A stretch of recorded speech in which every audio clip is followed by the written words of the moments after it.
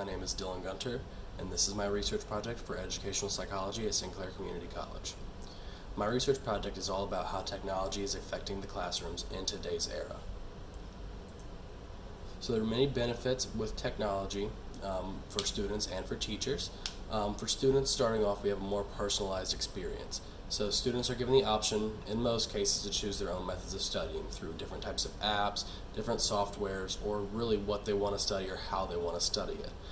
So when you give students that option, that kind of engages them a little bit more. Moving on to a benefit for some of the teachers kind of morph into a role change.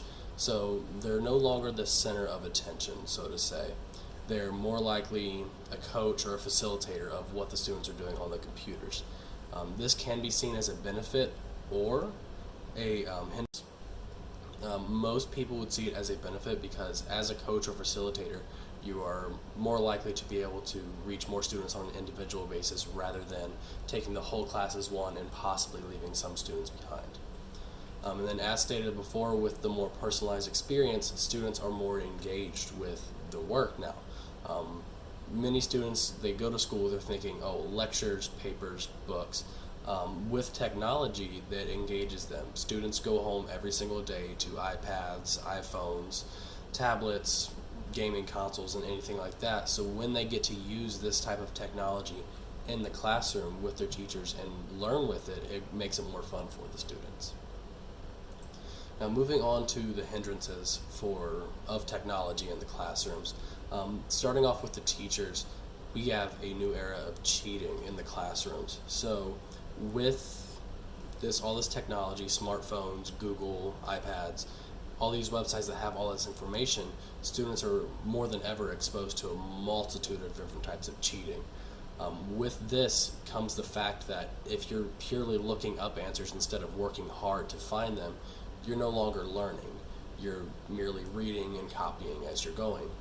And I'm no stranger to this. I have obviously Googled for answers on things before, looked up answers for things that I'm doing at work. It's an era of cheating not only for students, but everybody in the world. Every adult has at some point used a piece of technology to find answers that they could find themselves through hard work. Another hindrance for teachers is the loss of personal touch. Teachers throughout history have always strived to be able to make a personal connection with their students, to connect with them, to make sure that their students know that they're there to help them. With technology, they're just teaching their students how to use the software that the curriculum is tied to. So with this, you really do lose that connection with the teachers. And this does also kind of combine as a hindrance for students, which I'll go on to explain a little bit more later. And then teachers also must go through additional training. Many teachers who have worked in the field for several years, they're forced to figure out how to use these new types of technologies, or if the school decides to tie the curriculum to a certain technology, then the students are forced, the teachers are forced to relearn everything that they've been taught in order to work it into the technology field. Now moving on to the hindrances for students. A lot of studies have shown that students are losing interpersonal skills with the use of technology. So there's much less face-to-face contact with people, students, peers for students in the school age, and not only after that, but also in college and the workplace. We're using a lot of technology. So we are losing interpersonal skills such as manners and just things like that. Saying a simple please and thank you. You don't see people face to face, so you're not really worried about what they're thinking or their facial expressions and things like that. And then, as I stated before, the loss of personal touch can affect students immensely. Speaking from personal experience, I have had many teachers that I've had a great personal connection to, that I still keep contact with, even so I've been out of their class since 6th grade. So many students see teachers as role models and people that they can go to with their issues and their problems. But without that personal touch of a teacher, many students can fail, or they can falter, they can fall into things that they don't need to be falling in. If we just didn't have everything based on technology, students would be able to connect and really get that personal touch out of a teacher that a teacher strives to give. And then lastly, the hindrances for students. Some students can be left behind.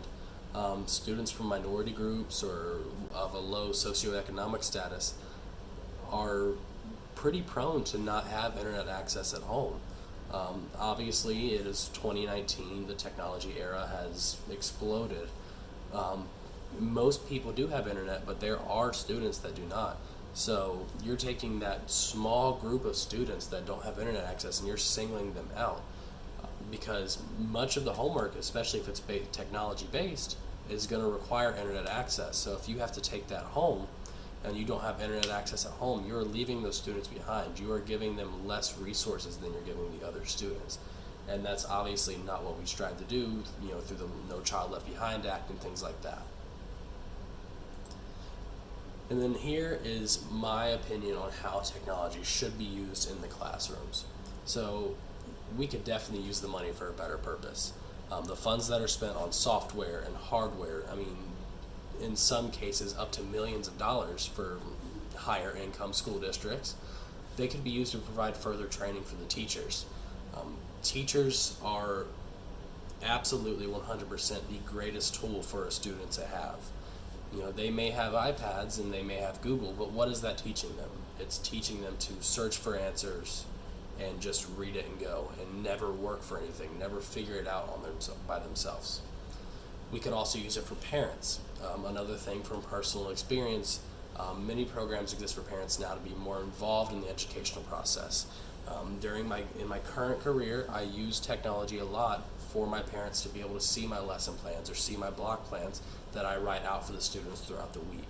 They can also keep track of their behavior. They can keep track of what they ate that day, if they slept that day, if they felt tired, if they were sick. It's just a way for the parents to be able to check on the children while they're at school. And then lastly, it's just general purposes. Obviously with technology being so prevalent in today's society, there are not going to be many teachers that are going to be using a grade book anymore and handwriting out all of their grades. So technology is an absolutely awesome tool for creating your block plans, creating your lesson plans, for publishing grades, for emailing students, for emailing parents, for emailing peers. It's an absolutely awesome tool. But when it comes to using purely technology to teach students, it just doesn't quite make sense. In my personal opinion, the hindrances outweigh the benefits. And with that being said, technology, yes, it's bound to end up in schools. It's bound to make its way into every single classroom in America. It's going to happen. But we as a country have to make sure that technology is to be used in the correct manner. Do not make the iPad the teacher. Make the iPad a tool for the teacher. If you want to put a lesson on the iPad, that is perfectly fine. But don't just have the student use the iPad the entire time you're in class and never create a personal touch or personal connection. Thank you very much. I'm happy to have presented this to you.